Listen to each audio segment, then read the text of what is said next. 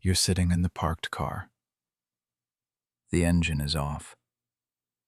Streetlights wash the dashboard in pale orange. They're staring out the window. You're gripping the wheel. The quiet between you feels almost loud. Why does this keep happening? Is this just what long-term love feels like now? Did I ask for too much? Am I the problem? Here's the truth they never tell you. You don't drift apart because your love faded. You drift apart because your safety left the room. You're not failing at love. This isn't a sign you chose the wrong person. Every couple that has ever loved deeply has stood exactly where you're standing right now. By the end of this video, you'll finally understand the hidden nervous system logic behind what avoidant partners do in secret. Why they quietly keep multiple emotional options open. And exactly how to shift from feeling rejected to becoming the secure anchor your relationship actually needs. Let's get into it. Most couples believe an avoidant partner creates distance because they don't want commitment, or because they're emotionally broken, or because they simply don't care enough to try. But the real truth is entirely different. When safety leaves a relationship, the love doesn't disappear. It goes underground. Your partner's nervous system is reading your energy before their conscious mind can catch up. What looks like stonewalling or secret option keeping is actually someone who has been quietly overwhelmed for so long that distance becomes the only protection they have left. Trying to push through their walls doesn't build connection. It triggers their panic. That panic looks like drifting. It looks like pulling back. It looks like keeping other people in their orbit just in case the one person they actually want gets too close. This isn't about incompatibility. It's the anxious avoidance cycle playing out between two nervous systems that both desperately want the same thing. One just knows how to ask for it. The other just knows how to run. And here's what changes everything. You stop trying to fix the surface behavior. You start tending to the emotional climate beneath it. Here's the part no one talks about. The phantom safety net. Most couples assume that quietly keeping multiple connections alive means a fundamental lack of loyalty. Most people in relationships think it's about wanting an exit strategy. But honestly, it's a nervous system pressure valve. Beneath the surface, this is pure attachment regulation. An avoidant nervous system equates total emotional dependency with potential engulfment. So they scatter their attention across several people. Not to replace you, not to keep their options open forever, not to deceive you on purpose, but to dilute the intensity. Your nervous system is reading the weight before your mind can process it. When all the love lands on one person, it triggers a panic response. Spreading it out creates breathing room. The disconnect sounds like, "I'm just busy with work and friends," while secretly keeping an old flame on a slow simmer for low-stakes validation. The connect sounds like, "I'm feeling overwhelmed by how much you matter to me, and my instinct is to run. I don't want to run. Can we pace this so I feel safe staying?" Her brain is quietly registering he actually heard me this time. And when you do that, the secret panic loses its fuel, and what once felt like a performance starts feeling like a partnership. And this is the one most couples never figure out. The closeness panic.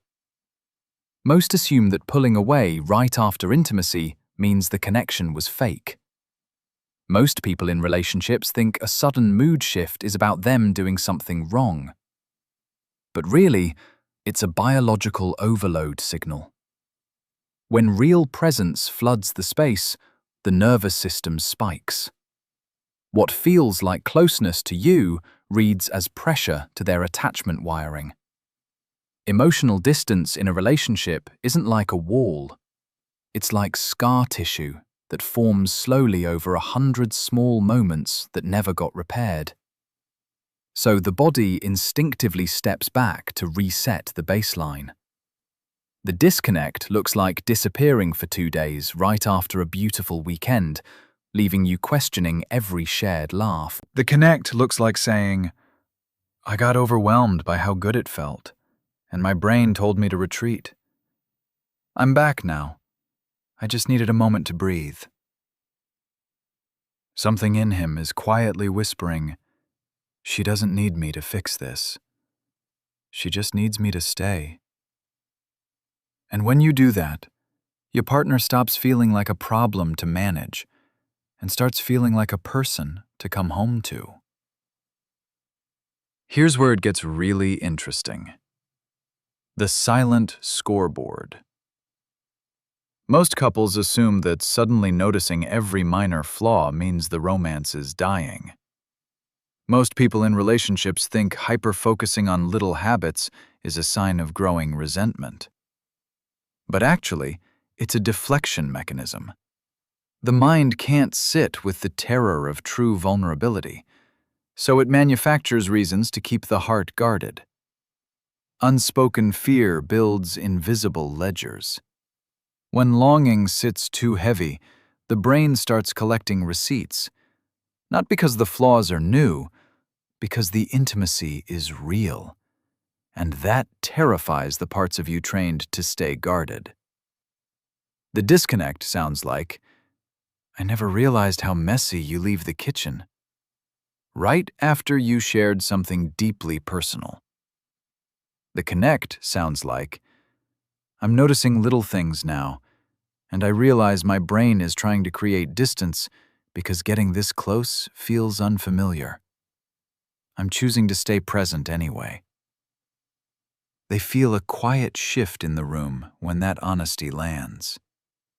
And when you do that, the walls between you start to come down without either of you having to say a word. But here's what nobody explains: the independence armor. Most couples assume that extreme self-reliance means a partner doesn't actually want you. Most people in relationships interpret hyper-competence as emotional unavailability. But honestly, it's a survival strategy forged in early attachment cycles. When your nervous system learned that needing someone often led to disappointment, independence became the safest place to live. Building a fortress isn't about keeping love out. It's about making sure you never have to fall apart again. Intimacy isn't built in the big moments. It's built in the 30-second ones, when you choose to look up. The disconnect looks like handling every crisis alone, while quietly resenting the weight you carry. The connect looks like, "I'm used to doing everything myself because relying on you still feels risky. I'm learning to ask, will you hold this with me?" And when you do that, that's the shift that turns a relationship that feels like a negotiation into one that feels like a refuge. And this changes everything. The secret longing.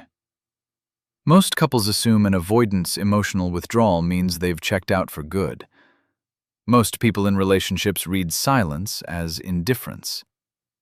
But beneath the surface, withdrawal often masks a quiet, desperate hope for safety. They watch. They wait. They measure your reactions, not to manipulate, but to see if you'll break the cycle first. Your presence becomes the test, not louder conversations, not more compromising, not scheduling a weekly check-in, but two people who actually feel safe enough to be honest with each other for the first time in years. When patterns of repair finally replace patterns of retreat, the nervous system exhales. The disconnect sounds like watching from the doorway, assuming you'll leave if things get heavy. The connect sounds like stepping into the room and saying, "I've been quiet because I'm scared of how much I want this. I'm staying. Are you?" What's moving through her is, "I forgot how good it feels to be chosen." And when you do that, love stops feeling like a test you might fail and starts feeling like a home you finally get to enter. This isn't a checklist of behavioral tweaks. It's an invitation to become the kind of emotionally available presence that quietly heals old wounds. When you internalize this, you stop reacting to surface distance and start responding to underlying fear.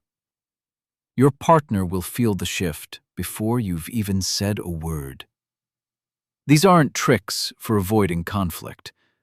They're the beginning of becoming the partner you always needed when you were learning how to love. The relationship you want doesn't start when you find someone who never pulls away. It starts the moment you decide to stay steady when they do. If this resonated, subscribe for more honest conversations about the patterns beneath the surface. Turn on notifications so you never miss a moment of clarity. And if you know someone who's quietly trying to figure out how to love without losing themselves, share this with them. I'll see you in the next one.